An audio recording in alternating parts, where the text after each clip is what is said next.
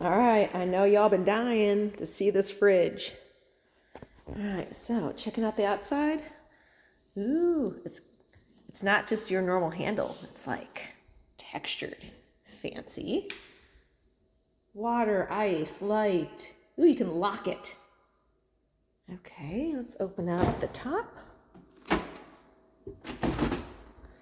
Nice deep drawers, little drawers. There's your ice maker. All right, so there is the top. Now, you can actually change what you have in here. What kind of meats, cheeses, so it keeps it the right temperature.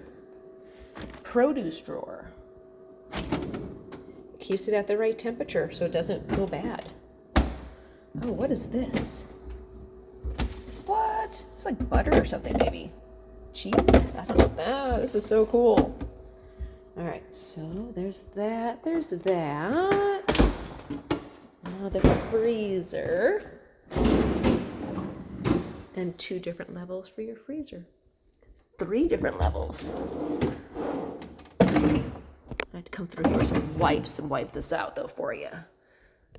Look, indoor pizza storage. That's awesome.